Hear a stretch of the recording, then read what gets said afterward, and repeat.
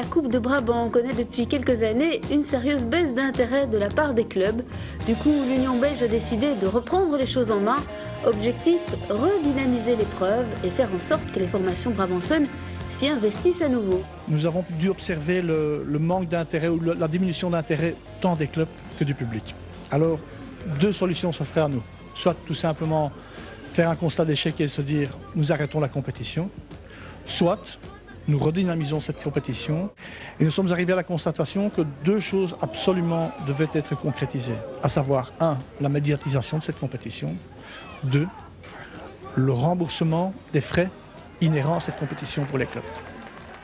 Des adjuvants pour les clubs sous forme d'une rétribution financière dès les huitièmes de finale, un moyen pour les formations de rentrer dans leurs frais lors de déplacements lointains, mais également d'accorder plus d'intérêt à cette compétition. Plus question, comme le dit Marc Rosen, de prendre la Coupe de Brabant pour un simple entraînement.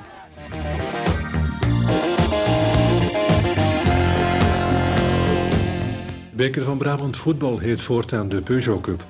Die naamsverandering wijst op de nieuwe aanpak die de organisatoren van deze voetbalbeker vanaf nu willen hanteren.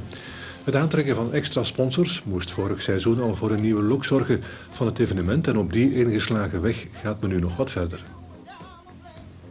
Met het verder commercialiseren van de bekercompetitie en een professionelere aanpak willen de organisatoren de belangstelling groter maken, zowel bij de toeschouwers als bij de clubs. Vorig seizoen werden daarom voor het eerst geldprijzen uitgereikt aan de finalisten. Door extra sponsors aan te trekken wordt die prijzenpot nu fors verhoogd. In totaal wordt dit jaar ruim €14.000 verdeeld, waarvan €5.000 voor de winnaar. Ondanks de naamsverandering en de extra aandacht blijft het wel een provinciale competitie. Het is niet omdat wij een professionele omkadering geven aan deze competitie, dat het niet een amateur- en provinciale aangelegenheid is. De twee zijn samen mogelijk, denk ik.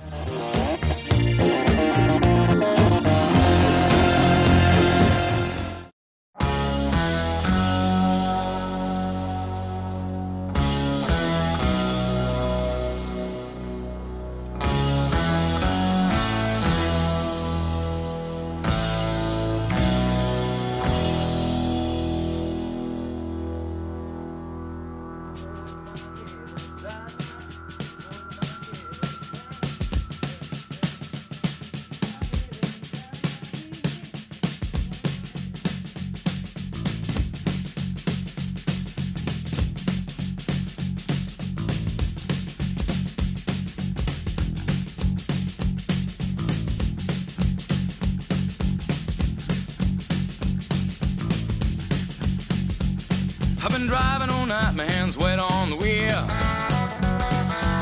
There's a voice in my head that drives my heel. It's my baby calling, says I need you here. And it's 4:30 and I'm shifting gear. When she's lonely and the longing gets too much, she says the cable coming in from above. Don't need to phone it on. We've got a thing that's a cold red I love. We've got a wave in the air. Red I love.